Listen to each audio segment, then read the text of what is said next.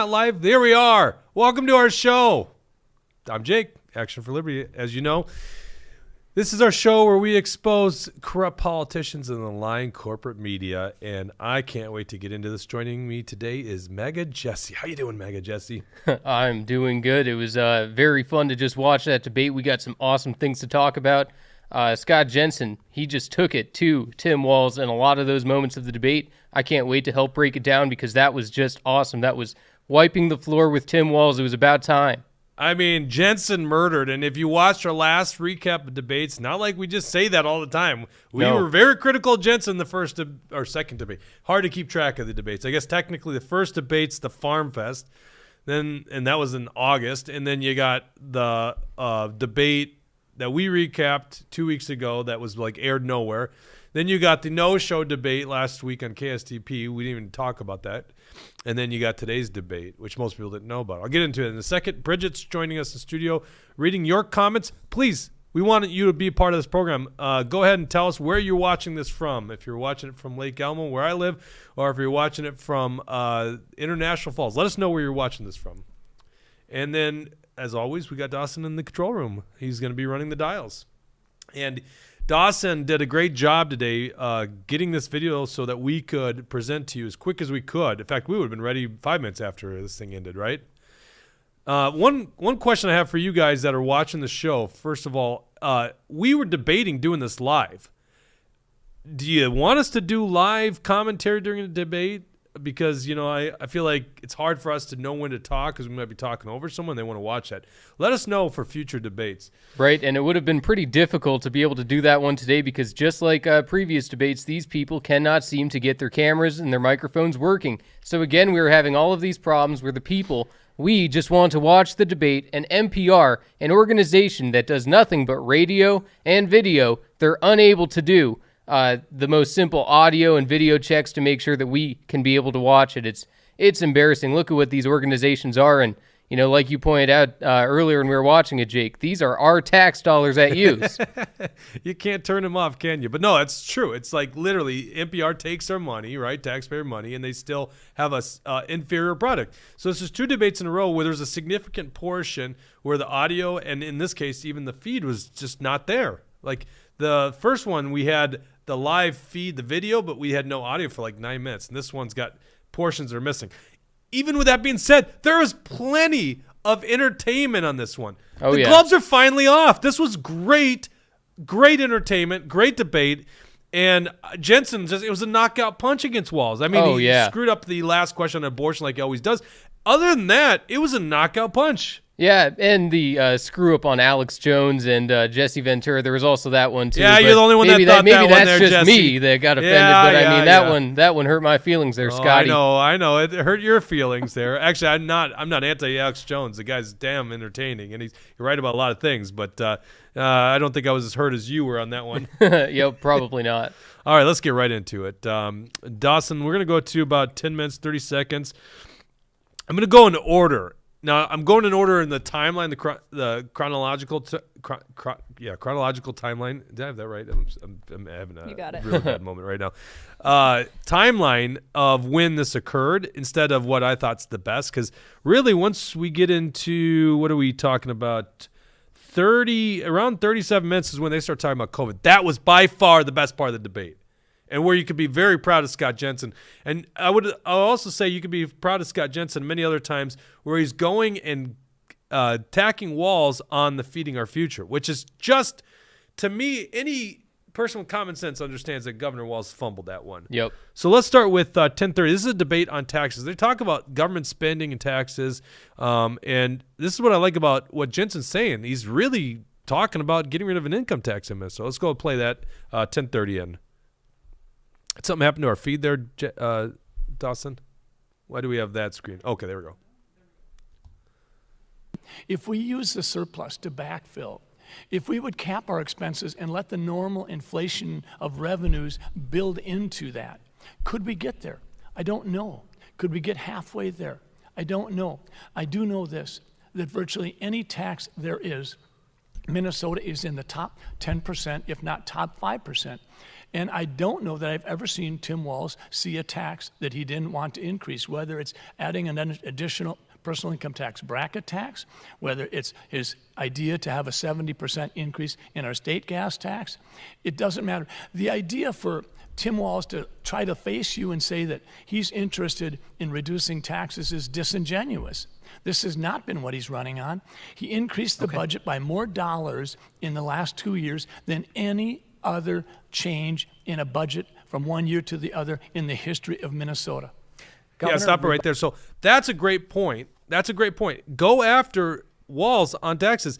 He says in this debate, oh, I actually had a tax cut, which is a joke. Like anyone that saw the tax cut, do you know what it was? It was like 20.25% off the middle income tax bracket. Like no one even felt the tax cut that they passed. Yep, right? Especially not with this inflation too. So exactly. Of course not. And meanwhile, Walz wants to spend the damn surplus, which is a tax increase, right? Once you spend the surplus, you're increasing taxes because we've already been taxed. That we've been overtaxed, so that money comes back to us. So if you go spend that, you're increasing taxes, and that's what Walz is promoting, right? He wants to spend the majority of the surplus.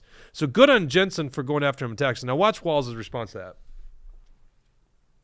that. Well, Scott's been called out today for, again, if Scott's talking about things, there's a lot of misinformation in it. The facts are very clear to people. I've never raised taxes and I cut taxes. Scott is sitting in a very privileged position where he's going to take a chance here on cutting the income tax. And I don't know if it'll work. You know, what happens to those single mothers who are counting on the state to be there on some of the assistance? What happened in those public schools in greater Minnesota that are depending on the state to be able to do that? Trying this grand experiment. It's been practiced before. You're not running for governor of Mississippi. You're running for governor of Minnesota where you invest. And Scott's plan, he always goes out there, we're going to cut 10% across the board. Well, here's all right, not stop that right there. So this is the same old fear-mongering that all the lefties do, from dog catcher all the way up to governor, even president of the United States, is you can't cut taxes because it's going to be the most painful thing ever. And he's saying this is an experiment. This isn't Mississippi. Well, let's talk about some of these experiments. Yeah, South Dakota. Okay, is Minnesota like South Dakota? No, South Dakota is not as populated of a state as Minnesota. But how about Florida? How about Texas? Two other states without an income tax that literally figured out a way to do it. And Walz is like, oh no, all the ceiling and the walls are going to cave in because we get rid of the income tax. Right. You know, one thing that I was thinking, I can't remember the exact phrase that Tim Walz used, but I think he called it lazy budgeting to cut taxes. That's not lazy budgeting. If anything, it's the exact opposite. It forces you to tighten things up. It forces you to look and see where is there fraud, where are there things that we can cut. And that doesn't, so cutting taxes, that's not lazy budgeting. What that really is high-level budgeting. Right, exactly.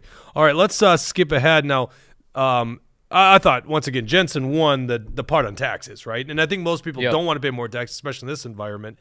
And you hear the same old talking points by Tim Walz. Oh, yeah, you want to help out your rich millionaire and billionaire friends. That's what he says about Jensen, as if like Jensen's like some elitist. Like, let's put these two guys together. Walz is like this wannabe East Coast elitist who's really in tune with the wealthy elites. Like Elida Messenger, the person behind Alliance for a Better Minnesota, that's all in on Walz. That's like the leader of the elites. So like, don't go talking about Jensen being in that class of people. So let's go to 1430. This one was great. This is a great time where Jensen hits up Walz on quitting the National Guard because Walz takes a pot shot at Jensen. So Jensen goes after him on the guard, which I thought was interesting. Apparently, he was watching our show on Tuesday where we talked about Walz abruptly quitting the guard to dodge a deployment. Now, of course, it's hard for Jensen to talk on this issue, being a guy that wasn't, a veteran of war. But once again, it's a fair thing to criticize Walz on. So go ahead and play this quick bit. Can't talk at once. Can't talk at once. I didn't talk to you, Scott, because you quit the legislature on this and not being there. You quit the National Guard. I retired because my wife had to have some surgeries. But nice shot, Tim. And that's good, Scott. Good. Like, Jesse, I'm watching this and I'm like, oh, Team Jensen, because we were very critical of Team Jensen last week. Like, you guys did some good work here. Like, that was a good one. Oh, yeah. Yep, and pin it right back onto Walz. You know, Walz is trying to cast some blame and some dispersions to, characterize Jensen in a incorrect way, and he just threw it right back in his face and said, "You were the one who quit the National Guard." And people should definitely check out that episode that you had where explaining in detail what the, what was going on there, because Walz totally abandoned his post. He dereliction of duty. So you can't do that, and he's definitely not the leader of not a strong leader for us. Right. All right. So let's go to 15 minutes in.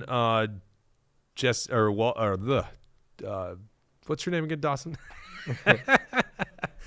NPR should know who your name is, so they don't have these live feed errors. So this is where Walz blames Jensen for misinformation. So I guess just keep playing from where we were at, actually, now that I think about it, because I think he was just starting about misinformation in that clip. This is where I thought things were really interesting, and it was leading up to a later segment when it comes to COVID, because, Walz is using the standard talking points, misinformation. So let's play this. Now, when you call them on one of their solutions, like the income tax, oh, I didn't really mean it. Or when Scott belittled me and said, no kidding, Sherlock, we're going to get things done as governor. We're going to ban abortion. That's why I got Matt Burke on board. That's not news. Just thinking out loud here. Thinking out loud about denying rights, thinking out loud about destroying Minnesota's budget. And Scott talks about, we haven't talked about this. That's because I've been governing. And I've been governing through a pandemic that you made harder by pushing false information, profiting off ivermectin and some of the things you were doing.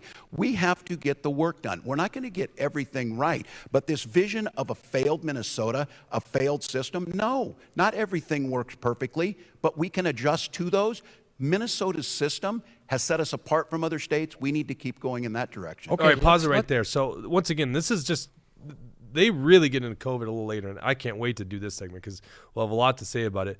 But once again, this false narrative about what Jensen and many of us have been saying about COVID is false information or misinformation is ridiculous. And who's profiting off of ivermectin? That's the whole point of ivermectin. It was a cheap drug that's readily available. No one's really profiting off of it. What they are profiting off it, Pfizer, Moderna are profiting off of everything you've been saying about an experimental vaccine that doesn't even work to the degree that you guys said it was going to work to. So if we want to talk about profiting off of drugs, you're like the top salesman, Tim Walz, of Pfizer, of Moderna. Yep, profiting off of misinformation. Like you said, this vaccine doesn't actually stop you from catching or spreading COVID. He was the one spreading misinformation about this and also claiming that these lockdowns were actually going to stop the spread of COVID. We learned that right away from the beginning.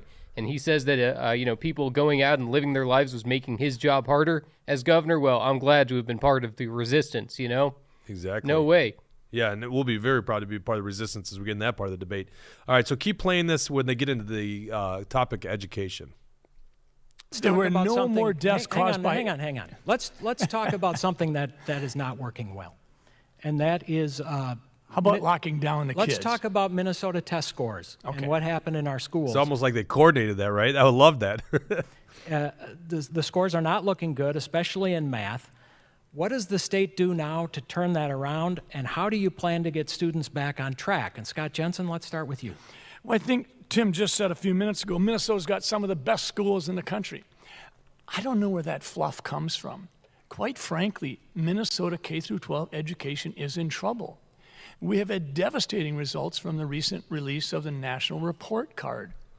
We have virtually half of our kids in 4th and 8th grade not being able to perform to grade level in arithmetic as well as reading.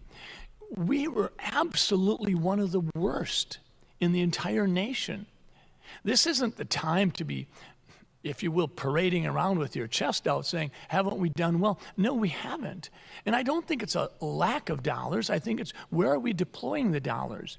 If we're spending $13,500 per student and other states that outperform us are spending 33% less than that, then we have to ask ourselves, are we doing a good job? To me, I think we need to let teachers teach. I think the teachers are feeling absolutely smothered by the administrative dictates. I think parents are feeling absolutely, if you will, sliced out of the equation, and they've even been called terrorists when they attend school board meetings, and the kids are struggling. Teachers don't feel safe in the environment of schools now. This isn't a good situation to be in, and it's not a time for us to be boasting about how well we've done. Okay. We're doing poorly. Okay, so I think that's a great response. Very calm nature to it, addressing the issues, bringing them up point by point. And what's happening just all over in the Democrat Party, but Tim Walz is just the personification of this thing, is it's all about school funding. Republicans want to cut funding. They're against public education, and that's not where the people are right now, right? That's where the far left base is. But where the people are is exactly what Jensen just said. Their schools have failed these children. They took them out of schools. Violence is up in schools. This is a real problem every parent's facing, and he's very, in mild-mannered, addressing these issues. And so I'm not going to play Walz's response, but of course, Walz just doubles down on, we're not funding education. It's not fully funded. It's the same old damn talking point, and then Jensen does a great job actually trying to pin him on what does fully funding mean. Any comment on that there, Jesse? No, not really. I mean, I was thinking the same thing when he was pinning down Walz on, give us a number. And Walz just deferred to the $960 million because he said, well, that's what we passed before. So apparently, which is a joke, by the way. Right, exactly. That's a supplemental budget. So that's just how much they did in 1 year. So that's not even an answer. Oh, yeah. Yep. And obviously, we're wondering, well, how does all of this money get spent? $960 million is the baseline. That's when it's fully funded. I mean, he's just trying to deceive the public with that one. Yeah, did I can't remember if I did Walz talks child on fully funding ed. Maybe I've got this. I think I do on the next one. So I think we go into the per pupil funding, and it was another good conversation. Go ahead. What are the comments? Yeah, we have a couple comments. Shelly Tripp actually just recently said, so another In the Dark debate happened today. Come on, Walz. Exactly. So I know. Exactly. Did I not bring that up? Noon on a Friday on NPR. All right. Okay. So first of all, a lot of people listen to NPR. What are you, 80 years old? No, I'm just kidding. Sorry. I'm offending some people here. Nothing wrong with being 80 years old. But once again, NPR, like that's who's doing it. So most people probably heard it on the radio, and it's just not the big audience that you would be used to. Very few nerds like us actually had a watch party at noon watching the streamable.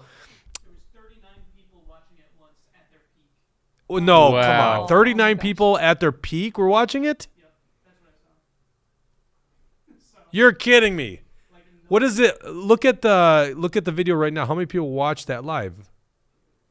I'll have to pull it up. Yeah, we'll pull it up. Right, and even as, political junkies, a lot of us didn't even know about this debate. I only learned about it just a couple of days ago through, seeing the information in my email about, Dr. Scott Jensen talking about it, because other than that, there is almost no publicity to this thing at all. Yeah, it's NPR. What are how are they gonna publicize right. it? I mean, Just they to their got audience. 29 people watching, so obviously they... 39 apparently. Don't 39. cut off 10 of their viewers.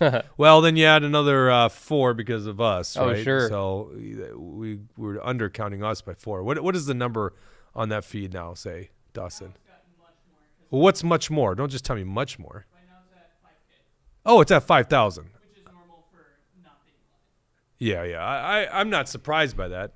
But now, how many people watched it fully through? I doubt many. Because who can at noon, right? Oh, yeah, especially with all the interruptions. I'm sure a lot of people just quit. Coming into a black video. Right. You really undersold them. I was like, I'm a little surprised it would only be 39 statewide. It's NPR. I'm sure they have a YouTube audience. Tom Newfield said more people are watching this show right now. That's what I was thinking. Yeah. Yeah. Only true if there's only 30. Well, that's what I'm saying, because I'm like, I can't wait to do the show. We were going to do it at 1:30. I'm like, no, speed up, 1:50. I want to do live. I don't know if anyone's commented. Should we have done this live? Because we would have had some nice breaks in there where we could have just done commentary since NPR lost their audio and live feed. It's just unbelievable. They really got hired Dawson. No, they don't want to hire. Dawson can't be hired. Forget about that. I take that comment back. All right, 24th, go 24 and a half minutes in, and this is what I got in my notes is Walz talks like a child on fully funding education.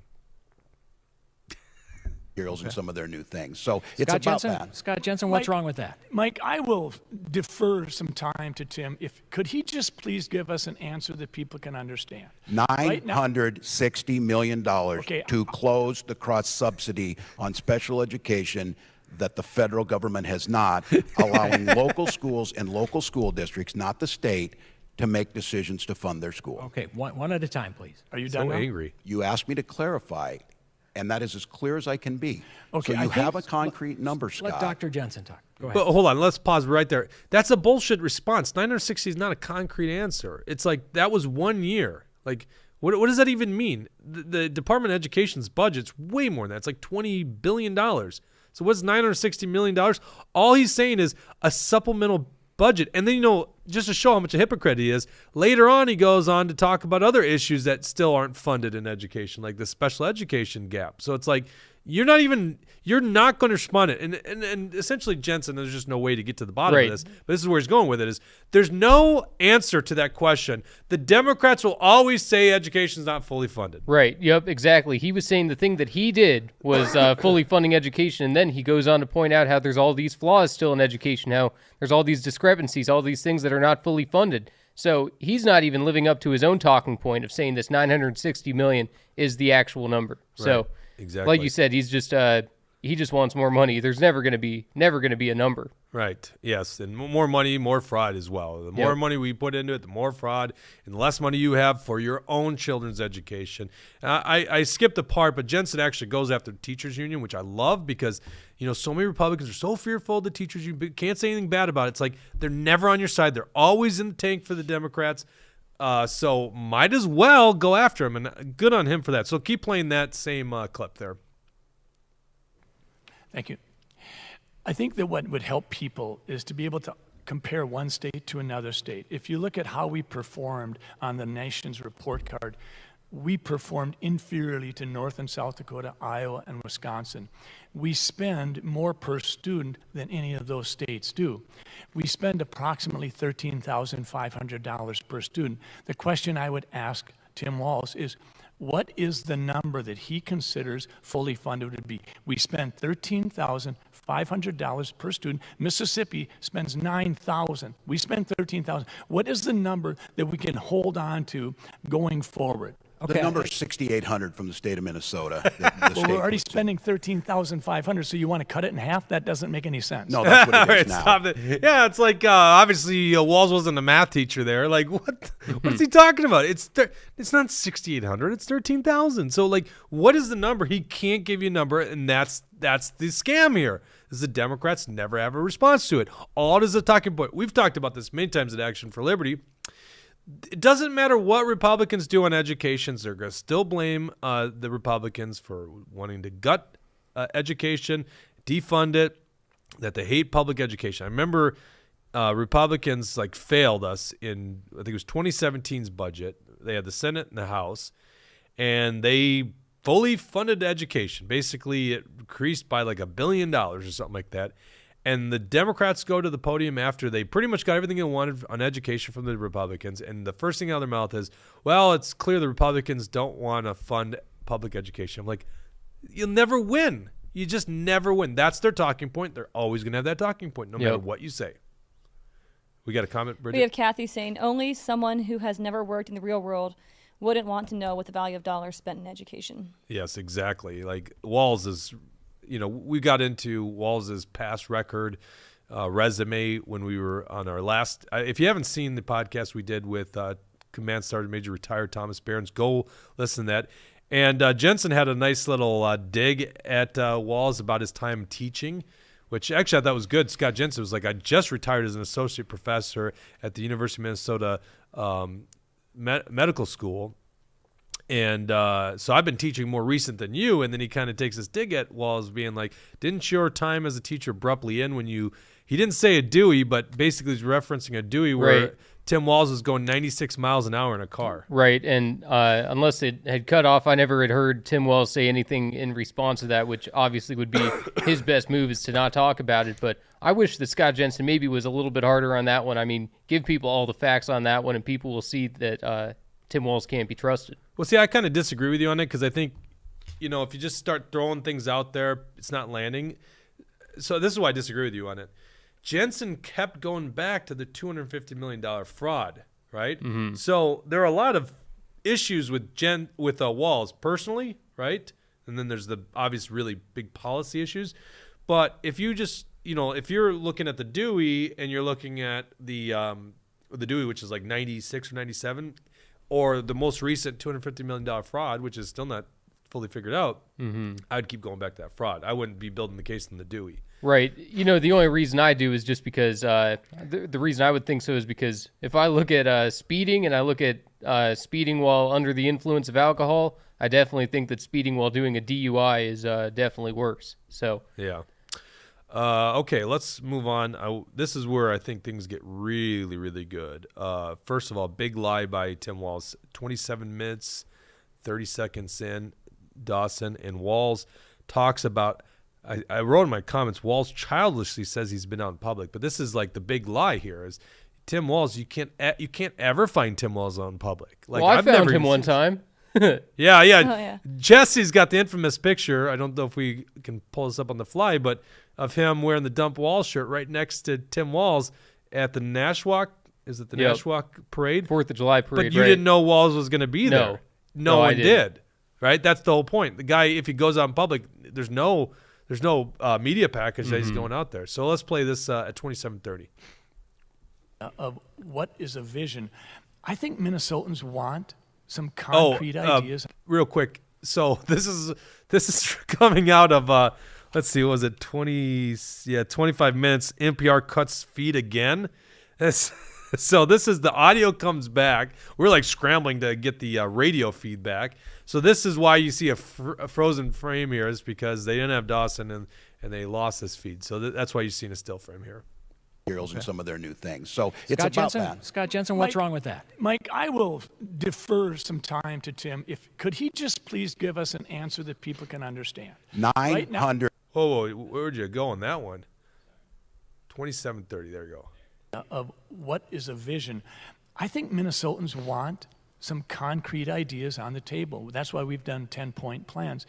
I think what you get oftentimes with Tim Walz is you just get a lot of words, and it's just hard to sort of sort it out.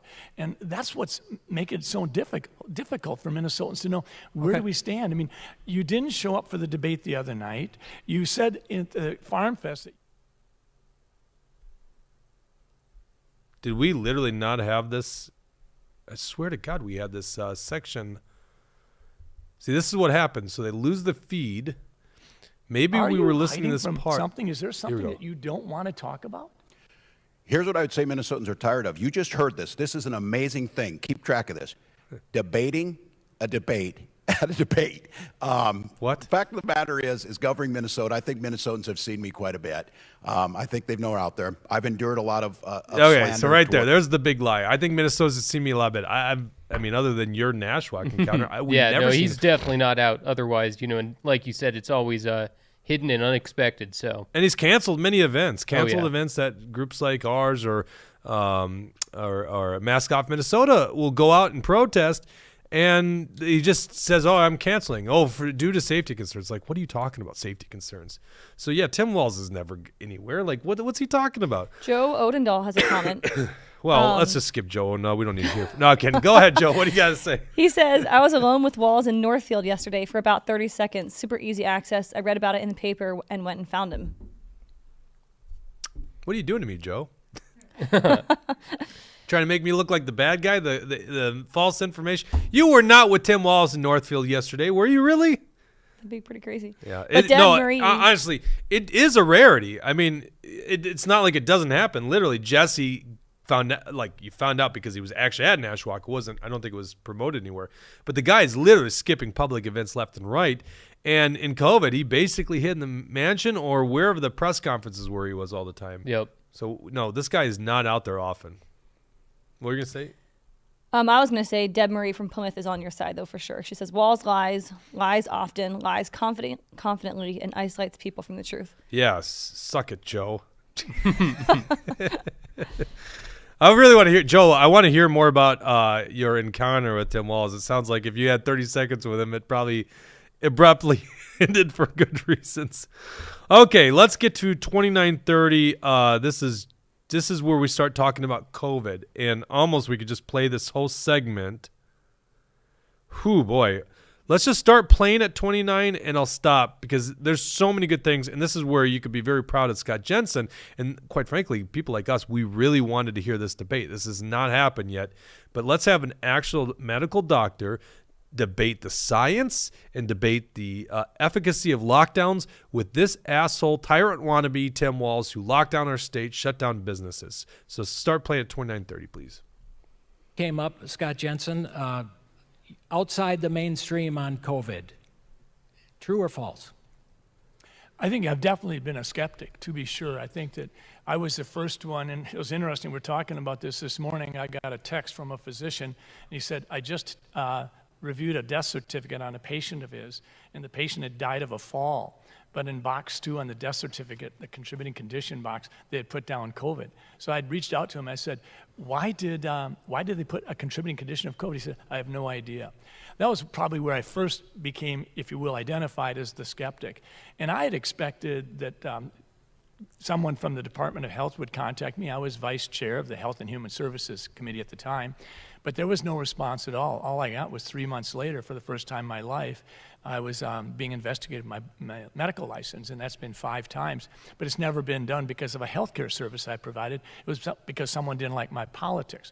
But when it comes to COVID, I think it's been pretty well established that locking kids out of school was a horrible decision. Maybe you get the first 10 days pass. You know, Tim Walz said that 80% of parents had their kids miss less than 10 days of in-classroom instruction. And he was basically telling parents, you don't really know what you're talking about.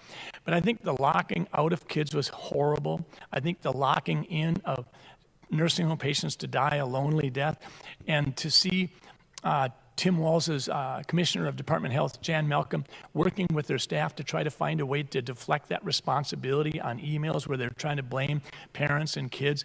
I think that was horrible. I think locking down businesses in literally this cavalier way that they did, and then pursuing them with this heavy-handed approach was problematic. And I think it's especially problematic when you see that Tim Walz and Keith Ellison, even the paper today, talking about there were so many ways that this Walz administration could have stopped this feeding our futures fraud at an earlier point in time. They wouldn't go and watch a door for 45 minutes, but they would go out and try to crush Minnesota business people. I think those 3, but there were more. Yeah. I think the denial of natural immunity was a problem. And now I think he's flip-flopped on that, and he recognizes that natural immunity does it. I think the flip-flopping on the vaccine, where it said, you will take this and then you won't get sick and you won't transmit, everybody recognizes that that's not the case. I think Minnesota parents want to know right now, will Tim Walz pledge to never mandate COVID-19 vaccines for their kids in order to attend school? I think Tim Walz should speak to that issue right here and now. Yes. All right. Okay. Oh, that was so great. So many golden nuggets on that one. First of all, this is our Facebook post this morning. Walz administration did no site visits when they knew feeding our future was committing massive fraud. But if a diner had a worker without a mask, his administration would show up with fines in hands. In a pandemic, too, right? We're so fearful of spreading this virus, but his Department of Health would go to a site visit in the middle of the pandemic, but nowhere to be found when there's fraud being committed. And they never went to one of these site visits. So good on Jensen for bringing up that point. That's an excellent point. And then you melt my heart the way you ended that. First of all, your whole response was very, very reasoned, right? Like, this is like the build-up. Oh, he's a skeptic. He's just crazy. And you'll watch in the follow-up, Walz is trying to make him to be this crazy on COVID. And he's got a very reasoned response that's very mainstream, not mainstream media, mainstream America, proven stuff like lockdowns don't work, that the vaccine doesn't stop the spread of COVID, all these things that have proven to be false. And then he does the beauty at the end. He talks about what are you going to do, Tim Walz, with this COVID vaccine in schools? Are you going to mandate it with teachers or with children? Yep, and what I was thinking too was, who are we going to trust more on science? A career politician or a doctor? And that's what the debate just laid out. Who are we more willing to trust? And obviously this doctor, Scott Jensen, he's not going with the mainstream narrative, and he's not been afraid to call out what should be called out during COVID. And I love how he ended it too, because that is the issue. Are you going to force children to get the vaccine? Are you going to force parents to put the jab in their kids' arms even though they don't want to do it, and even though there's a lot of health risks that are going on with young people taking these shots? So it's absolutely had to be addressed, and he nailed Tim Walz on that. And I love that Jensen did this because it's a breaking story. CDC just approved the experimental COVID vaccine. This is probably going to get us off air on YouTube. Not that we care. We're mostly on Rumble anyhow these days. But well, now we could go on Twitter. Let's do this on Twitter, right? Right, Good old Elon out there. So they approved the experimental COVID vaccine for the 2023 immunization schedule. So we did the research. We published an article earlier this week about how Minnesota could adopt this. And, of course, if Tim Walz is reelected, he's most likely, him and Jan Malcolm, will make sure that this gets added as immunization schedule for education in Minnesota, meaning if the kids don't get the COVID shot, they will not be able to attend a public school, right? Because, he trusts parents to make decisions, which Jensen appropriately calls them on later on in this discussion. So we just unleashed a massive statewide mailer on this issue because, this is a breaking thing, and we got to get this out. We got to build this momentum. We want to stop the legislature from enacting this policy, and certainly the health commissioner, whoever wins. But it seems like Jensen's really good on this issue, and Tim Walz repeatedly during this debate will not answer this question from Jensen. So good on him for bringing that up. So let's watch Walz's response to this. Well, he can, but I first want to ask, Governor, did you overreact to COVID? Did you shut schools down for too long? Well, first, I think it's important here, and this is one of the things about this. This is a platform going out into the public. Many of those, including Minnesota Medical Association, deeply concerned whenever Scott has a platform. This misinformation that you just heard, this deflection, just to be clear, 13,463 Minnesotans died. Many, many tens of thousands were hospitalized. Scott's answer on that was to question how someone died and wonder how it was done. Never helping, telling people not to wear the mask.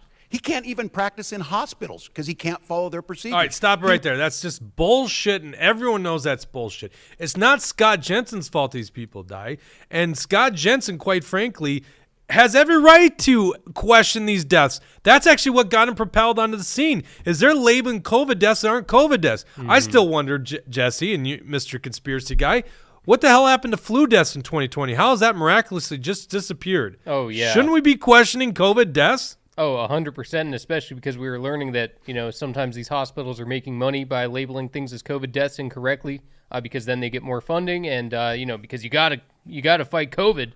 And so exactly, there were lots of people out there that were mislabeled on their actual cause of death, and that's why the number is so high that Tim Walz is saying. It's because a lot of people were mislabeled as a COVID death, even though that wasn't their actual cause of death. So there's all kinds of problems and flaws with what he's saying there. And don't give us this bullshit, Walz, on the COVID deaths are on Scott Jensen's feed. Like, that's ridiculous. Oh, yeah. And I'm not even going to say necessarily the majority of them are on your watch. Certainly the ones that died in nursing homes, right? Because that's where we put COVID patients. It's really because of China, this leak from a lab, which it seems like all evidence points to that's where this damn thing came from. That's just such bullshit, and most people see that. Oh, all right, yeah, let's finish up that Walz response. Yeah.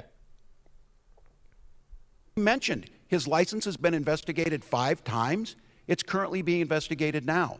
Yeah, This you freaking reckless, Democrat hack jobs that are doing behavior, that. This pushing internet conspiracy theories made our job even harder. Now, let's be clear. When science changes its mind, they weren't lying. What? They learned. Oh, what is he talking? When science changes his mind, trust the science. That's all we ever hear from you guys. It's the science. We gotta trust. Oh, but the science now is a living, breathing thing that changes its mind. Oh, yeah, I know. no kidding. You guys always said you had the right to science and never talked about how the scientific process works. Science doesn't work the way you guys have always been saying it. Now it changes its mind all of a sudden. Right. It's ridiculous. It's unbelievable. I mean, I can't believe that he would even say something that stupid when science changes its mind. Science never changed its mind. We might learn more facts, but that doesn't change the mind of science. Science is a process of learning and figuring out facts and discovering things. And yeah, it's like it's an opinion, and so Right. it also changes its mind. No, science happens, the scientific process happens by lots of information, data points being collected. And you asshole, I can't stand this guy. Yep. He literally says, you're the one saying misinformation and going against the medical association. Yes, good, Scott Jensen, because those are the data points that are very important for the scientific process. The anti-science community is the far left, like Tim Walz, because they want to shut down one side of the debate. There are very respectable doctors out there. I don't know Dr. Jensen as well, probably reputable. He's certainly had a family practice for a long time, but he later talks about Peter McCall, a very reputable guy. There's reputable doctors that wanted a conversation in social media and the corporate media, and assholes like Tim Walz were trying to silence these, and the White House directly silencing these people. That's the scientific process. Gather data from all over, and that's how we figure out what the right answer is. And they don't believe that for one bit. So what an asshole for saying, oh, the science changed his mind. Sorry, I probably couldn't have done this debate myself, so good on Scott Jensen, because I had probably lost my freaking mind going after this guy. I'm a little passionate about this issue. Let's finish it up, and then we'll read some of your comments. Learn more. That's the way the system works. And Minnesota, by all measures, ranks in the bottom 10 states of deaths per capita.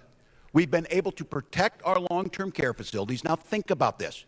You've got a physician who the entire medical establishment in Minnesota is with us on this. An unprecedented step. Yeah, that's the problem, actually. I was with a physician last evening who treated over 800 people on ventilators. Over That's the problem, too. Died. Understanding that the state of Minnesota, the Mayo Clinic, the University of Minnesota, all of our healthcare systems were focused on protecting Minnesotans' lives. Did we learn from that? Most certainly. Have we been able to keep people out of the hospital? Absolutely. Those were how this worked. But keep in mind, this entire time, platforms were taking Scott off. He was named the lie of the year by PolitiFact for this nonsense around COVID. So now he's been given a statewide platform. This was his one addition for this job.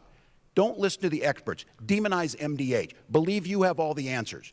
Scott is like Bruce Wayne. He just thinks he'd push a bat signal and he'll be able to do that. That's not how it Bruce works Wayne as doesn't push governor. a bat signal, A you dumbass. governor works with the folks who are experts making this the case. Out of the mainstream is a kind characterization. Scott Jensen, who would you listen to? Who would you take advice from if another healthcare crisis came up while you were governor? I think there's numerous experts across the nation. I think we have some at the University of Minnesota that would have disagreed with Tim Walz. I think it's oversimplification to say that everybody's with Tim. The MMA, the Minnesota Medical Association, is a liberal organization, and they have less than, I think, 20 or 30% of the physicians in Minnesota belonging to it. And I don't know that they've ever endorsed a Republican. Tim just called it this nonsense. Well, this nonsense is what's going on right now as we're talking about, was there value in lockdowns? There's people out there trying to have an intelligent conversation. Harvey Reich out of Yale, highly respected. Johnny Unitas out of Stanford. Dr. Atlas, Peter McCullough. There are people all over. And there's Denmark and Norway have stopped the vaccination programs for under the age of 20 and under the age of 50. So I think to oversimplify it is a mistake. Tim said he was with someone who had 800 people on ventilators last night. 200 of them died. Well, that doctor did quite well, because generally when we put someone on a ventilator, we expect about a 30% death rate, and he just reported a 25% death rate. But when we were putting people on the ventilators too casually at the beginning of this disease, if you remember that, literally the death rate was 80%. It was literally, for the patient perspective, if you were put on a ventilator for COVID, you had a 4 out of 5 chance of dying. That's why people were so desperate to stay out of the hospital. It's going to take some time for us to see the dust Isn't settle. that because of COVID? I mean, Yeah, COVID was a deadly problem. No, the ventilator was a deadly problem. We actually reduced death rates once we stopped using the ventilators, once we started going more to anti-inflammatories, antibiotics potentially, but definitely prednisone, steroids, things like that. But what we found was that we were using the normal parameters to utilize ventilators, and we realized that what we needed to do was not use ventilators where you're putting more pressure behind it, but instead increase the oxygen concentration. We learned throughout this process, but there's no question, there's a reason why in that $7 million building that Tim Walz bought to store bodies, which never saw a body, it does have ventilators still on the pallet that have not been unwrapped, because people panicked. and we learned along the way. But I do think that so many of the things that were done during the course of the pandemic were, in fact, I think they're seen today as flawed. I think yesterday the U.S. Senate had hearings talking about where did the COVID virus actually emanate from. Was it a natural reassortment in various animal species, or was it a lab leak? And I think right now we're seeing that it looks like there might have been a lab leak. Initially, I had said I thought it was a spontaneous reassortment. So I'll grant Tim Walz too. I didn't get it all right. I got things wrong. But I think as we see more and more data come across, I think people are saying more and more, and I think that's why we're seeing more and more physicians donate to our campaign. They're saying, Scott, you have been demonized and vilified, and you were right on an awful lot of this stuff. Quick All right, response. that is a great response. It's like the team doesn't even need to coach Jensen on it. You could just tell he's so comfortable. He knows the talking points. You'd almost say he comes across as a medical expert against Tim Walz, who has no medical degree and, quite frankly, a really questionable resume. Yep. And so it's like, oh, good job, Walz. You're trying to make him out to be this quack, and he comes back as a very reasoned doctor, throwing out scientific terms and talking about reasonable things that most of us know at this point in the pandemic. Big win for Scott Jensen. Right, and one thing, I think Tim Walz says it shortly after this, where we just ended it there. He says that Scott Jensen's biggest cheerleader or something along those lines was Vladimir Putin. Yes. I mean, it was the dumbest line of the debate. I couldn't believe how dumb he was treating us, the viewers, to You can't believe just that? You fall can't for believe it. that, Jesse? You Well, can't believe that? Come well, on. I guess I can. And one Well, thing I was he's thinking endorsed was, by he's endorsed by what's that former governor Ventura? So of oh, course, sure, yeah. We'll leave that one for another time. But as far as the Russia thing, I started to immediately think, well, who's been, the direction that Walz has been following under? China. China Walz, this guy loves China. He taught in China for years. This guy loves China. And on top of it, he's the one following the things exactly as they wanted. And Scott Jensen was right to point out that this likely came out of the Wuhan lab. And who doesn't want to answer any questions about that? China-loving Tim Walz. Tim Walz doesn't want to say anything negative about Xi Jinping. That's the guy who he really takes his orders from. And if we want to take out Xi Jinping this election, this is our time to do it. We actually have an opportunity. This isn't communist China here. We can vote. We can take him out. This is our chance. Damn it, Bridget! I missed the part about the Walz China conspiracy. Well, it's out there.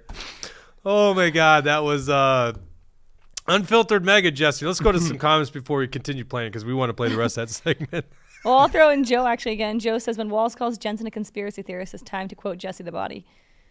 So. I think Joe's a conspiracy theorist about this 30 seconds he had with Tim Walz in Northfield yesterday. But yeah, that is exactly right. That Jensen is labeling Jesse Ventura as the conspiracy theorist when that's what Tim Walz is labeling you. So sometimes you can't abide by their labels. You gotta stand up for yourself. All right, what other comments we got? Yeah, here? we had Teresa Dvorak commenting. She said her husband needed surgery and was forced to have a COVID test, which the results are still not back, and he had surgery yesterday. So why the mandatory testing and still masking? That's the easy one. Yeah. The money, right? Right. What do they get for a COVID test? Like probably $200, which really you could buy for like $12.50, 2 for $25 or something like that at Walgreens. But we'll probably charge the hospital probably charges $200 for that COVID test. Yeah, that's why, obviously. And then we have James Krause at his. And just out of curiosity, if you have COVID, what does that do? Does that stop the surgery from happening? And is anyone at this point, like, granted, even a cold, a flu, you probably give people wide berth, but does it really change things like it did back in the early days? Like, is COVID really changing the dynamics of our society these days that you would, like, skip a major surgery? Obviously, I don't know what Teresa's husband's surgery is. I could speculate. Maybe it was something that was, what did they call it in the pandemic? Elective surgery. So remember, Tim Walz canceled all elective surgery. Right? Yep. He shut down like practices like Dr. Neil Shaw, a dermatology practice. So essentially, all skin cancers were left untreated for like 3 months because they were elective surgeries. Tim Walz knows the best. All right, sorry. Go ahead. Very good. So this is with the vaccines. James Krause says, my wife is vaccinated and boosted once, got COVID in August. End of September, she had a stroke. She isn't the only one to have this reaction. Oh, God. So, James, do you think that's what it was from? I mean, That's the tough part. There's a lot of these like people. Have you seen this? Of course, MAGA Jesse's. You've seen this. The Katy Perry video, and then you got the Justin Bieber. Everyone's speculating now they're having these reactions to the vaccines, right? With You're talking about the eyes. Yeah. I did see that video where she rubs her temple, and then all of a sudden, it's back to normal, and all kinds of people are saying they've had weird problems because of the COVID vaccine, and who knows? Sometimes people also just assume these people are robots and everything. So I don't know what's up with Katy Perry and all that. Do you believe in like the conspiracy where all the COVID vaccines are poison? They're just trying to poison us. I know people that think that. I don't necessarily believe that, but I think that it was untested, unresearched, and not enough. Well, was you don't done, think so. that, you know that, right? Right. That's a matter of fact. Yeah. And Pfizer even admitted this over in the European Right. Parliament. There's European just Union been too Parliament many that powerful they people that take this vaccine for me to think that it's poison, but. Right. And I like Or the did conspiracy. they get it? Exactly. Yeah, Or I was did gonna they get say. it, That's Jesse? that's the conspiracy, but Now we're way off YouTube. We're going to be deplatformed on this one. I'm having fun, you damn YouTube censors. Let's Right. go back on Twitter now that's owned by a good guy. I think it's real. Obviously, the conspiracy on vaccines, money. That's the conspiracy. It's as simple as that. I don't think they're trying to poison people. Yep. I mean, I wouldn't put past the damn world elite, but it's simple. It was record profits for Pfizer and Moderna. It's very simple. You got a product that the government buys up, and you don't even have to pay for your I guess you got to pay for salesmen. What can they give Walz $4,000 to his campaign? That's basically you paid the salesman of the year in Minnesota $4,000 of individual. I'm sure visors all over his contribution sheet. Oh yeah, and That's especially because they're going to be making a lot more money when Tim Walz mandates these shots for kids. So Exactly. Obviously they're going to want that. They're going to say $4,000 just to pay off this dude. I mean, what a steal. For $4,000, he's willing to destroy Minnesota. I mean, Pfizer can't get a better deal. So obviously they're going to be funding his campaign, and he's going to keep being the salesman, and he's going to push it onto these kids. I wonder if anyone's tracked, and maybe there's no way to track this, but like independent expenditure committees, how much money has been received by pharmaceutical companies. That'd be interesting because, they can't directly give to Tim Walz. It would just be like an executive of Pfizer or a pharmaceutical company giving a personal contribution. But how many have been given independent expenditures on behalf? But even then, they probably don't even need to do that. The reality is the conspiracy, which has obviously happened, they've got salesmen pushing their products, and in the case of the COVID vaccine, buying up their product too. Right? Well, that's a nice thing. You basically got a single buyer, the federal government. They're just buying up your vaccine and dishing out. It's record profits. What a great business that is. Oh, I'm yeah. definitely in the wrong business. All right, let's move on. Let's keep going to this clip, though, because I want to play this whole segment. And good on Jensen for going after him. And it gets even better, guys. We were bouncing off the walls when this was happening. It was so good. So keep playing this video.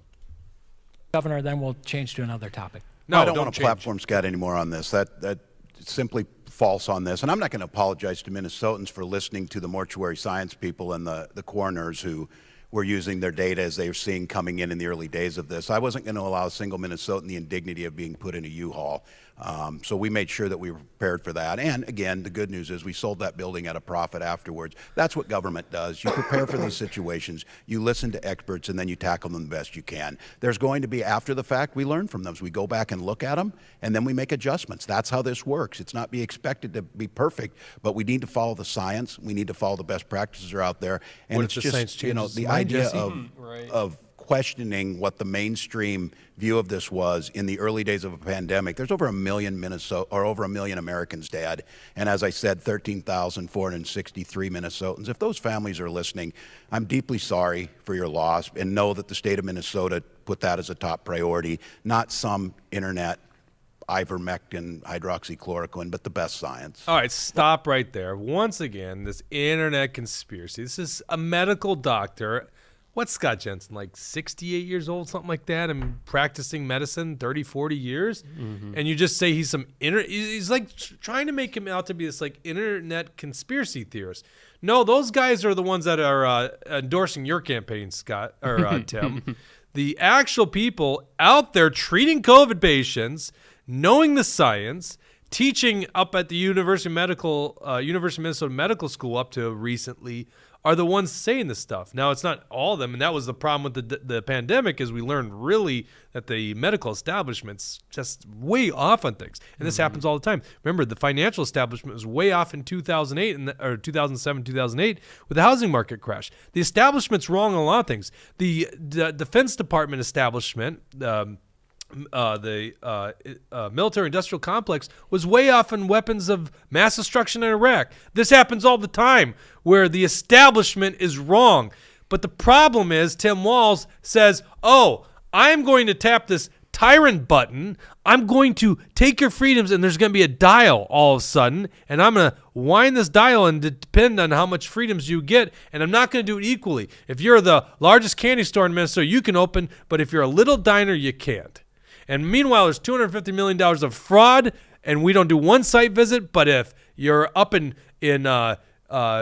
East Grand Forks, Minnesota, and you open up your diner and someone at your diner is not wearing a mask, you're going to get a fine by the Department of Health. That's the bullshit of Tim Walz. Yep. All right, keep playing. It works as governor. A governor works with the folks who are experts making this the case. Out of the mainstream is a kind characterization. Scott Jensen, who would you listen to? Who would you take advice from if another healthcare crisis came up while you were governor? I think there's numerous experts across the nation. I think we have some at the University of Minnesota that would have disagreed with Tim Walz. I think it's oversimplification to say that everybody's with Tim. The MMA, the Minnesota Medical Association, is a liberal organization, and they have less than, I think, 20 or 30% of the physicians in Minnesota belonging to it. And I don't know that they've ever Did we just do this segment? endorsed That's what I it. was just wondering myself. What happened, Dawson? I feel like we just literally went over the same thing. Right, I was trying to remember did who was, NPR already whether hire we you? watched it or if we were just watching it again. Okay. I think we just, okay, where did we leave off? Go past his comments. It was Scott saying, I don't want to give him a platform. Yeah. That's Walz not the saying. process just starts. There'll be a whole process on how these go, whether it's measles or rubella, which we have now There we go. protecting one another. But again, this demonization of seeing No. this, it's You got already to been back up clear. actually, because Jensen then goes after. I remember what happened because I don't think Jensen was done with the response. So Jensen, this is great. Jensen fires back at him and goes, "Will you ensure that the immunization schedule for children attending education in Minnesota, or schools in Minnesota, that COVID vaccine will be on that?" So play the last 10 seconds of Jensen asking that question to Walz, and then watch his response. This is great.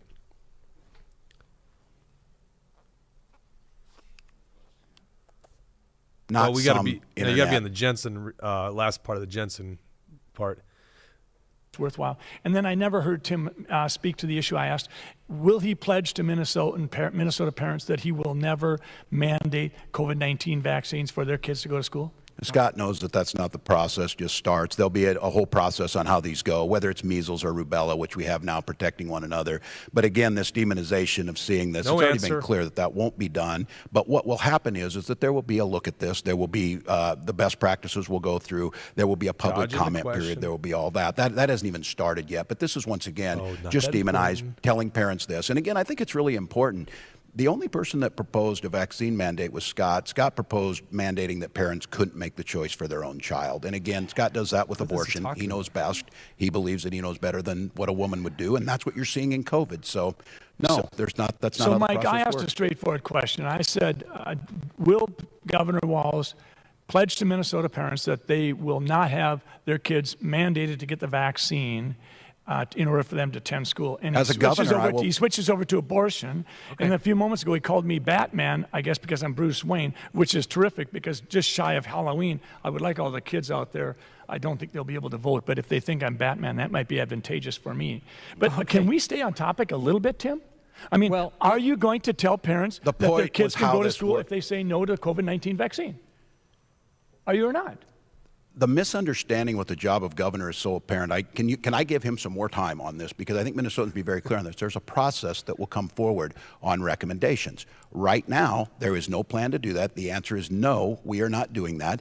We will see what future iterations of COVID bring. We will see what happens with some of the new variants. But to make this pledge, Scott is Right saying there. no matter what happens, we would never look at. There's a process in place. It's not the governor's decision to make. And this is once again. Okay, stop real quick.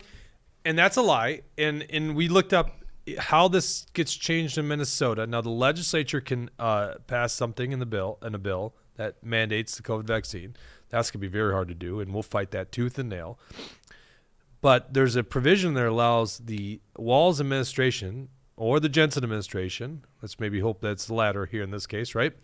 Their department or their commissioner of health to change it.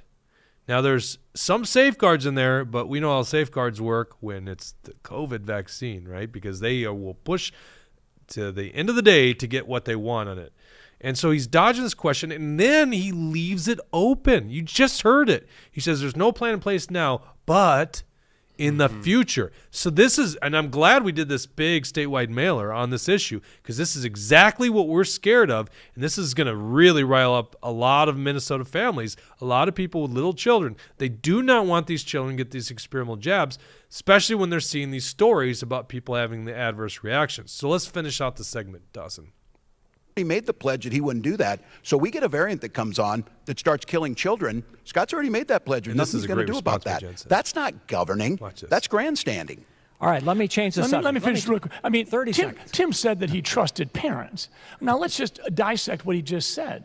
If there's a variant that comes along and it's deadly and it's affecting children, do you not think that if there's a vaccine out there that has been tested for safety and efficacy, that parents wouldn't be lining up to have their children vaccinated? No, there'll be people like you telling them not to. I thought that we were going to not do this. Okay, let's change the subject.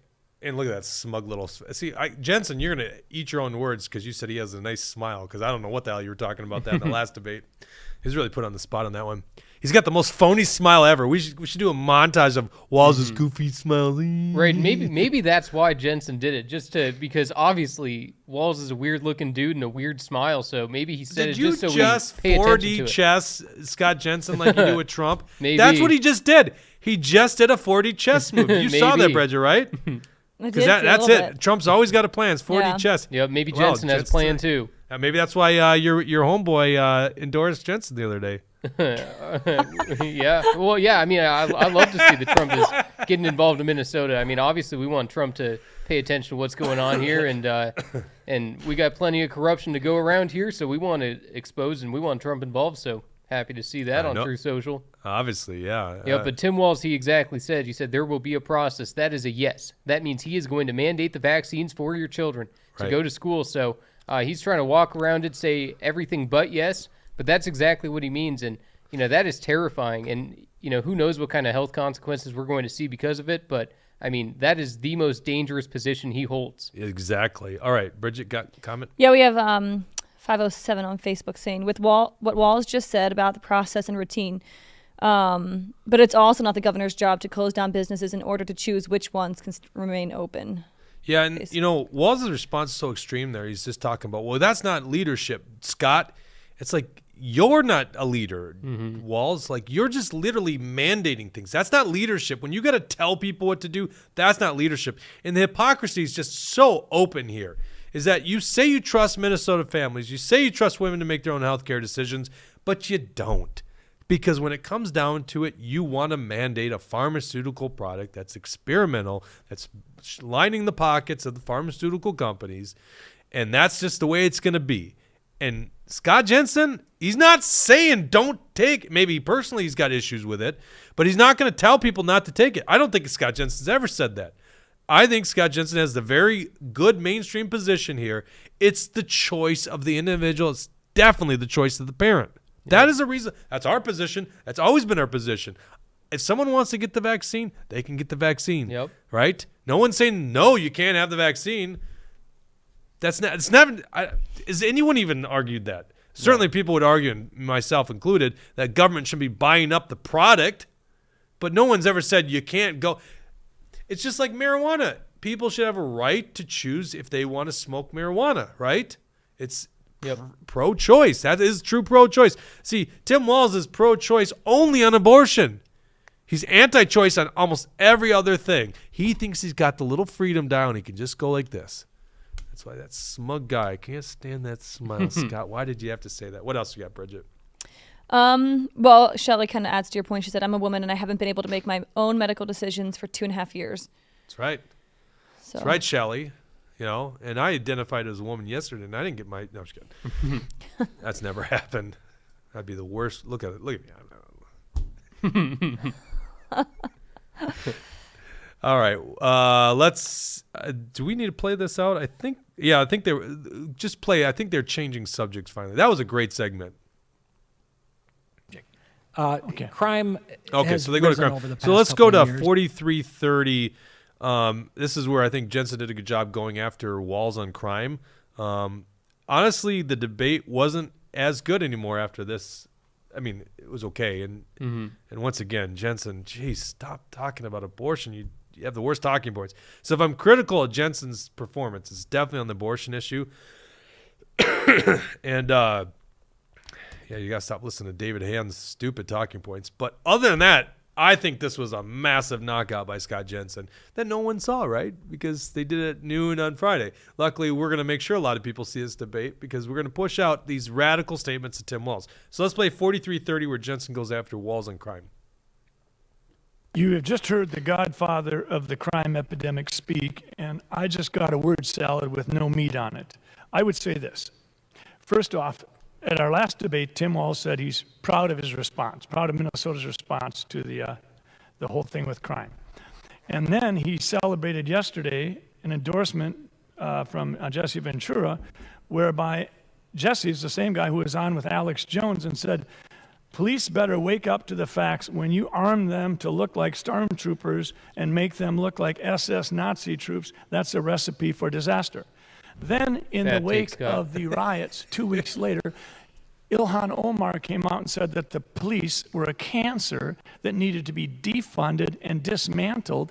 And a few weeks later, Tim Walz told Minnesota, we need to all get behind Ilhan Omar, vote for her so that she could represent us in Congress. So I think when you have that blanket endorsement on top of someone calling the police a cancer that needs to be defunded and dismantled, I think that's why you perhaps saw an ad that didn't meet with Tim's favor. That was a PAC ad, not one of our ads. So I would not have any opportunity because I am firewalled off. But I think Tim knows that. But what the would bottom you line do? is What the would bottom you line do? is what I would do is I would put more cops on the street. I would double or triple the number of cops we have in Minneapolis. I would respect the work they do, and I would use the bully pulpit of the governor to elevate the work they do. I would absolutely recognize that incarceration is necessary to stop recurrent violent felons, and I would make that clear. I would make certain that the judges and the prosecuting attorneys understand. Let's end it there. So first of all, Jesse, your response on the well, you know, aside from the beginning of the David Hand talking point for Jesse Ventura and Alex Jones, it was a good answer going on from there. Talking about the crime, how Tim Walz is the godfather of all of this. He was the one who allowed it. He was the one. It was, you know, right here in Minnesota where all of this nationwide it started.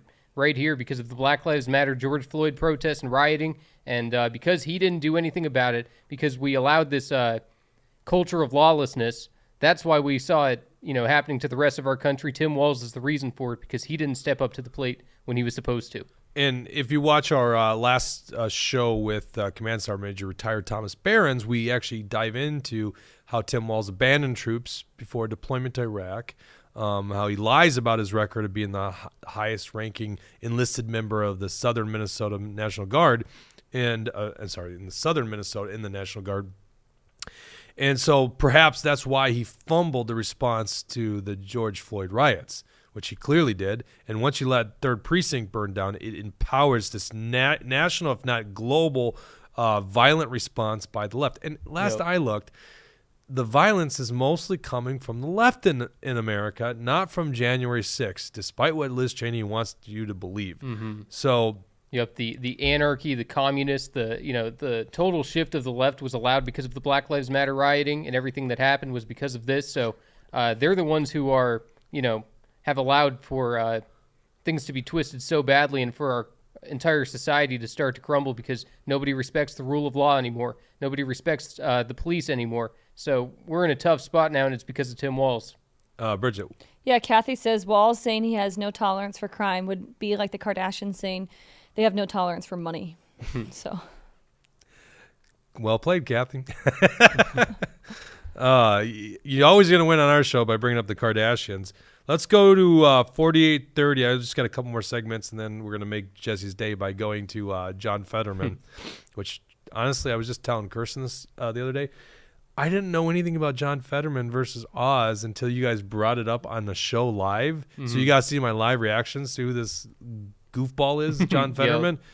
And it's like the gift that keeps on giving. I almost sometimes, until this debate, I have been envious of being of Pennsylvania voters, because I almost wish we were Action for Liberty, Pennsylvania, just so we had all this material. Oh, yeah. It would be a lot of fun. It would have been a lot of fun, but unfortunately, we were in Minnesota, but this debate brought my faith and hope back into it, because it was an actual debate. 4830 Walz on Feeding Our Future. And you got to watch the debate in its entirety to see Jensen constantly bringing Feeding Our Future back into his talking points. Great job. Very good job. That's exactly what you want to do. So this is a good segment on Feeding Our Future.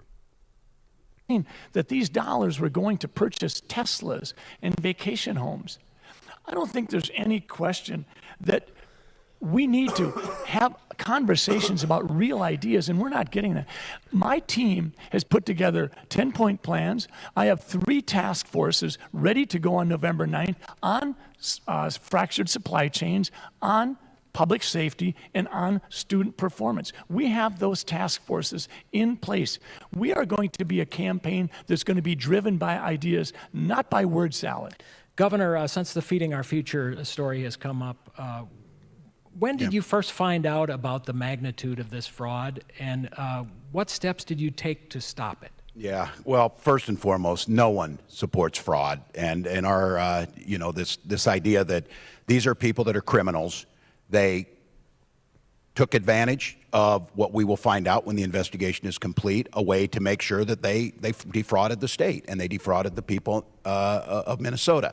Now, look, when the case came forward in November, when Feeding Our Future was suing the Minnesota Department of Education, who were the whistleblowers on this, who were very early there and who understood that they needed to do something, they brought that case forward, Feeding Our Future, and it's at that point that we knew. Now, there is an ongoing FBI investigation because this was a federal government program administered by the state. I am glad to say at this point in time, the federal government has put back in the safeguards that they had taken off to move the money and move the food a little easier. And the state of Minnesota, we've gone across all our agencies. Unprecedented time, from unemployment insurance to other things, of making sure that we see if there are loopholes in this. My concern now is the criminals who committed this are brought to justice, and that we continue to make sure that we strengthen across the board. But aren't people, let me jump in. Just wait. Aren't people asking why so much money went out the door? Oh, yes, me too. After you knew about this? Well, why did that happen? Well, the issue was, and I want to be very careful here,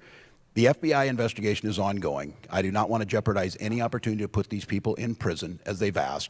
This situation, as you've been told, is once the investigation started, that there were decisions that were made. Now, when this investigation's done, and the legislative auditor and the folks. Stop it there. It's almost like if you see a rape happening, are you just going to wait? You don't want to interfere with the investigation? Like, what are you trying to say?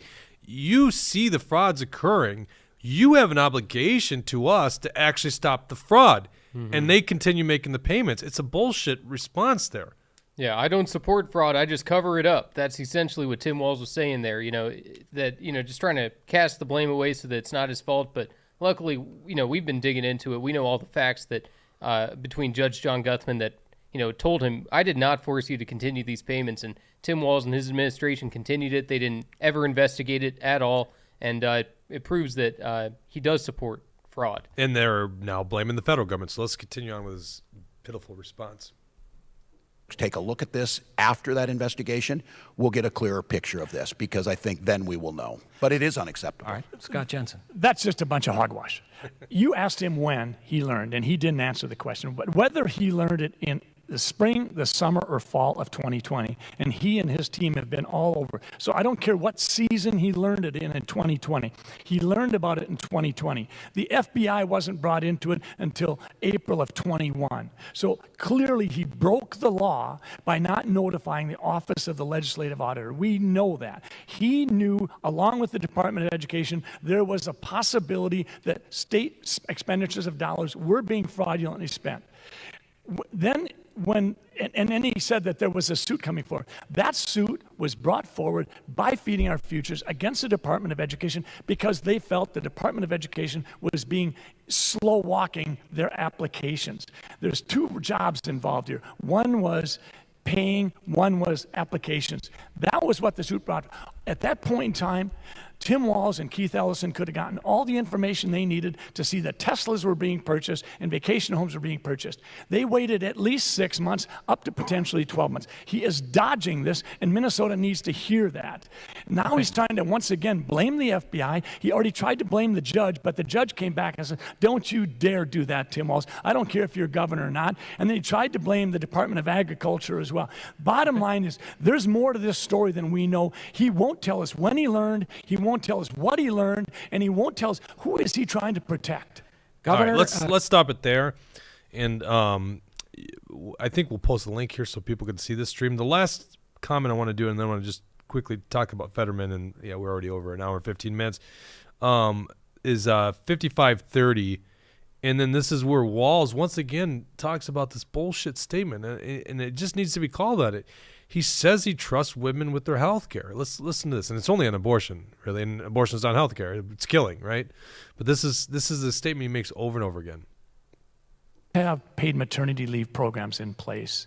Okay. Let's stiffen the penalties for crimes that target women, such as carjacking and rape. Let's do all of those things. But at the end of the day, if Minnesota decides to have a constitutional ballot on that, I as governor would have one vote, each of the legislators would have one vote, and 4 million Minnesotans would have one vote. And Governor, it's important to recognize that in the Supreme Court in Minnesota, our Supreme Court justices are elected. Okay. They're not appointed other than for a short period of time. Tim Walz, 45 seconds. Yeah, well, it doesn't surprise me. Every issue is a flip on this. Let's just be very clear. I trust women. I have my entire life to make their own health care decisions. Okay, so once again, he doubles down on this thing. And earlier in the debate, he leaves the door open for mandated COVID vaccines. So you say at one point you trust parents, at another point you say you trust women, and at the end you're basically saying, but they should be forced to take an experimental drug, one that obviously we're getting massive kickbacks, and the state's buying up the supply for pharmaceutical companies, which is absolute bullshit. So how many people are? You're a woman, Bridget. Dawson, you are on the weekends. What do you think? I'm just kidding. Sorry. Why am I throwing him under the bus? He's doing a great. Dawson's done a great job here. We had to go from this thing being live and 15 minutes later having these clips ready to go. I think he did a fantastic job. Certainly better than NPR, right?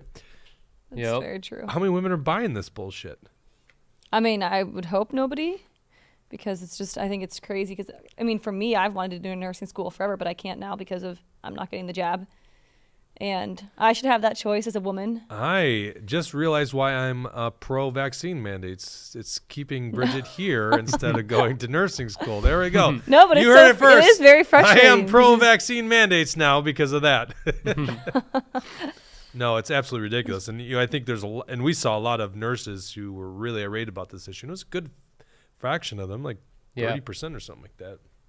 No, absolutely. A lot of them, got super fed up with what was going on during the whole COVID thing, and they were having to deal with the brunt of it. And especially when they got their head on their shoulders and they're actually researching and figuring out what's going on instead of just following along with the medical establishment. And there were so many people. The reason why the medical establishment all was in sync, in line, was because everyone was afraid that, if you step out of line, they're going to treat you like they treated Scott Jensen. They're going to try and revoke your medical license. They're going to try and, strip away your income and everything that you have. So that's why a lot of people were forced to stay silent. And, they deserve to have a voice that says you don't have to take this thing if you don't want to. It's just common sense. I just realized both of you guys are in the same boat. You stopped going to law school because you didn't want to get the jab that they required. There you go. That's only we just find the people that lose jobs or schooling because of the jab. You can watch the rest of this debate. Lots of gems in there. Walz is closing statement. I mean, he's just mad. He's angry. He's gloves are off against Jensen. He's clearly mad because he's slipping in the polls, and he looks like he's on the brink of losing this thing. And he thinks like all of a sudden Ventura's endorsement's gonna matter. It's not gonna matter. It's not a big endorsement. Yeah, and I mentioned at the beginning when we were watching this debate that I was surprised that Tim Walz was going to show up, because with the polls slipping, if I was him, his best option is probably to stay silent. And this was not a good performance on his part. So. I don't agree with that, because they just assume not enough people are going to watch it. Right. Unfortunately, he's underperformed. He's given us so much material now to go at him on that it is a mistake in the end. Mm-hmm. There's going to be a lot of this stuff that's clipped, and you've seen a lot here. But then he ends with this closing statement. We're not going to play it, but it's so phony. He's like, but I'm the uniter. I want 1 Minnesota. I was like, what are you talking about? I have an optimistic future for Minnesota. He's accusing Jensen of being pessimistic. It's like, you don't have an optimistic. What are you talking about? Mm-hmm. Oh, but the schools aren't fully funded this whole time. That's what you're saying. So just complete bullshit. Yep. I want to move to Fetterman. Do we need to close our conversation on the China Walz link, or are we good to go to Fetterman You now? know, I think we're good. I think people right. should do their own research on that one. I mean, he is definitely connected, and you know. Wait a second. Some of these Wait people a are second. wondering. You know. actually think this is true? Oh yeah, I'm not messing around. This isn't BS. He's connected no, I mean, to China? Oh, 100%. Because he taught in China? Well, and who was paying that? You know, obviously, I would assume it has to go through the Chinese Communist Party. You know, and that's the only political party that exists there. That's the only people that you can deal with at the governmental level. And he was teaching in public schools, I believe. So, I mean, where is he getting this money from? Who's funding him? And he goes to China. That's where he spent his honeymoon. He went to China for his honeymoon. And for something like 16, 17 years, he keeps bringing all these kids there saying, you know, oh, they have the best culture. And, you know, I don't want anything to do with that communist culture. And he's brought it here. Yeah, I don't know. You eat Chinese food, though. Oh, I mean, that's fine. that's fine. You know, I'm not. So I'm not a little bit of the Chinese culture? Food. I'm saying Chinese food is not communism. Yeah, but you it's know? you ripped on the culture. Like, Chinese culture is actually very interesting. It's very Oh yeah, ancient. no, I'm not dismissing Well, you any just of that. did that, though. Well, I'm just saying, you know, All right. you know, you gotta keep distance. All right, yourself they're from innocent as much bystanders in communism this as attack. possible. Yes, exactly. No one's arguing for China communism. Maybe we need to do a special show on this link. I might learn some things from you. All right, now we got to go to Fetterman. Yep. And Well, why don't you tell people how this debate went? I only Right. want to show one clip. We Sure. could show the whole thing, but just show them this. We're going to Yeah. show them, you know, the clip we're going to do, the fracking one. That's the best right, one. of course. Yeah, no, I mean, that debate, I mean, it's the only debate that was better than the Scott Jensen and Tim Walz one, and people should definitely go out and watch it because, you know, so many people, even me included, nobody knew how bad Fetterman was actually going to be. You know, people knew he was in rough shape, but nobody expected it to be such a train wreck. And also, Dr. Oz outperformed by all kinds of measures. He looked very, you know, what's the right word? He looked suitable for the job. He looked like the guy who was going to win. It was obvious throughout the entire debate. I think he looked phony. A little Talking bit. Oh, points. Wasn't perfect. Yes. But yes. just the I don't image. think Oz was great, but relatively speaking, because for people that don't know, John Fetterman, this enormously obese guy, and we've had so much fun with this guy because he's always wearing this black hoodie. Mm-hmm. Apparently, he put on a suit, but did you notice it wasn't fully tied? The button was undone. Right, That was yeah. pretty funny. So he looks like he's this blue collar guy, but he's Harvard educated and basically has been lived with his parents, and basically they come from he is a privileged white guy. Let's put it that way, right? But he acts like he's like coming from the minefields. Yep. And Dr. And he Ross, had a stroke in May. And the big question now is, what has it done to his cognitive abilities? And this debate was awful to watch. And 82%, I think, of respondents said that Dr. Oz won that debate. Oh, yeah. You never see that. Oh, yeah. And it was just 100% obvious. And the only 18% of people that were saying otherwise were people that were bought into Fetterman no matter what. And, you know, I've seen a lot of the media and the Democrats playing as much cover for this as possible. There's even a hot mic where Chuck Schumer got caught talking to Joe Biden saying that things are in rough shape after that debate in Pennsylvania. I didn't know that. Oh, yeah, yep. That was just yesterday. Really? It was a little Can bit you tough to hear. find that for us, Dawson? I found it on Fox News. So Fox News' YouTube page. Yeah, Chuck Schumer, and it is a little bit difficult to hear, but Chuck Schumer said that they're in rough shape following that debate. And John Fetterman had such a tough time answering every single question. He obviously cognitively is not with it. And Dr. Oz just went point after point after point, not letting go, not holding back at all. And he even pointed out the story that we've talked about here where John Fetterman chased down the unarmed black guy who was the wrong guy for the crime. And John Fetterman had nothing to say. He's stumbling over his words. He doesn't know how to explain himself.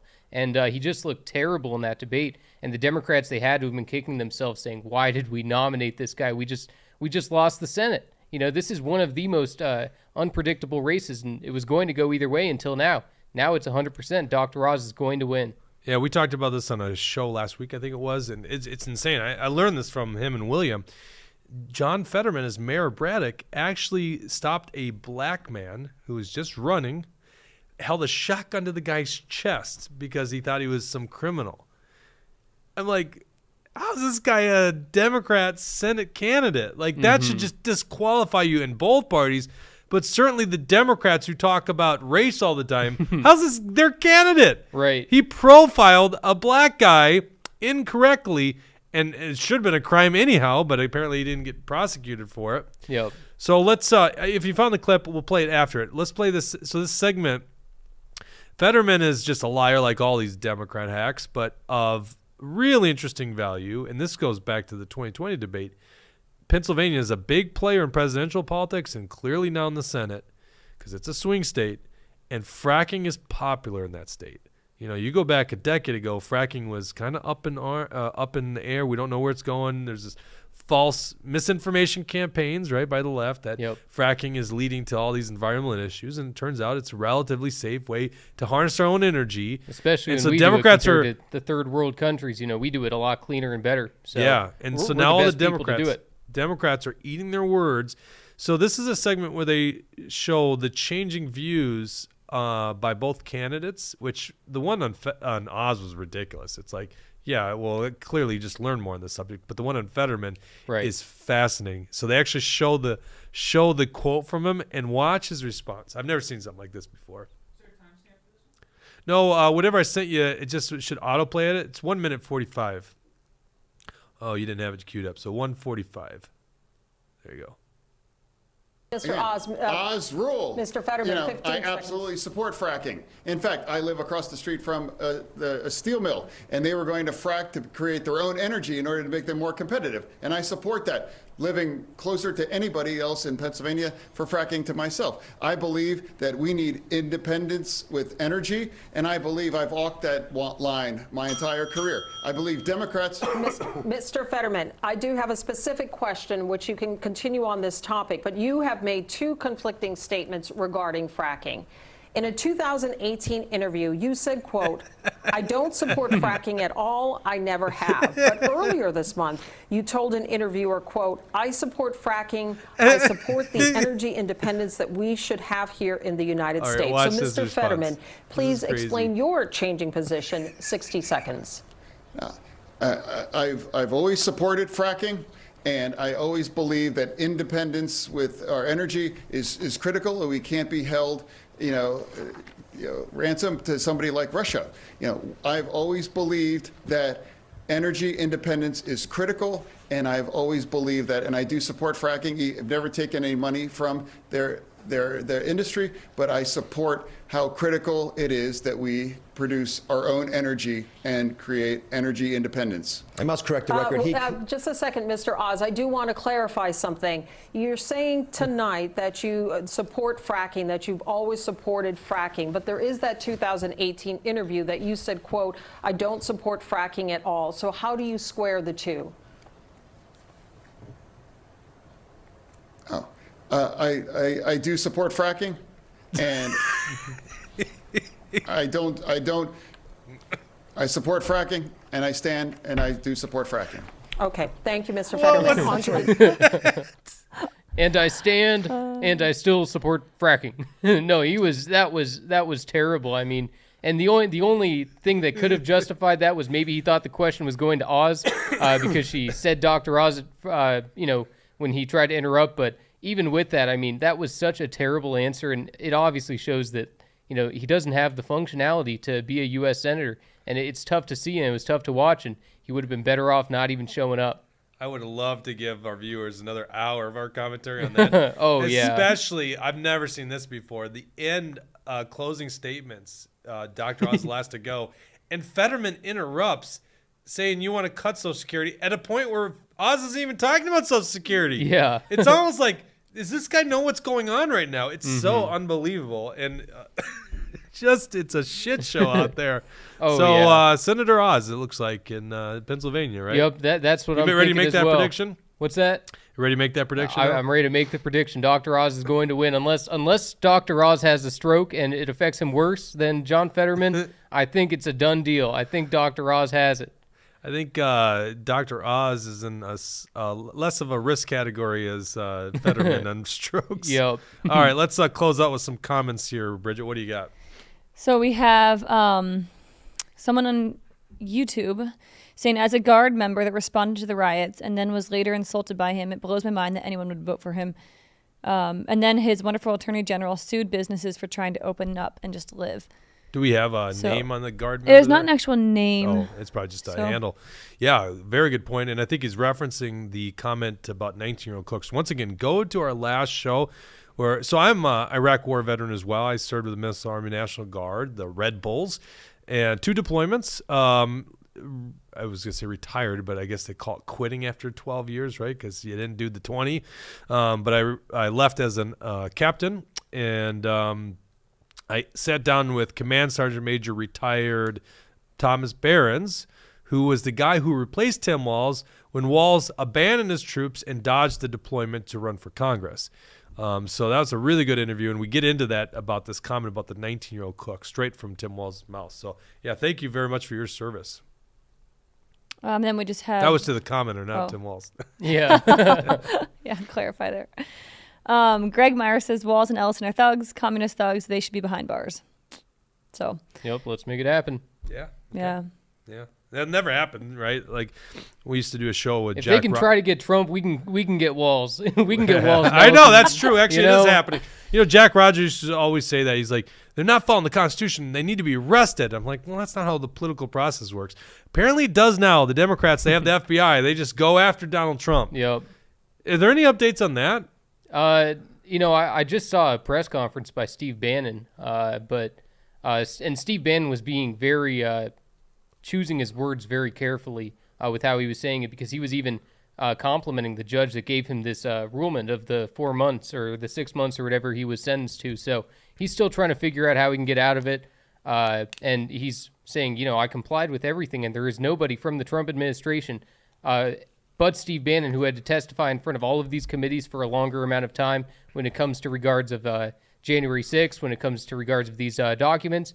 There's nobody that had to testify more than Steve Bannon. So they're coming after everybody, and I think they're not going to stop. I really do think they're going to try to arrest Trump, and hopefully that... I mean, the chaos that will ensue when that happens. It's absolutely ridiculous. The Democrats have lost their ever-loving win. We're going to have the Senate. We're going to have the House.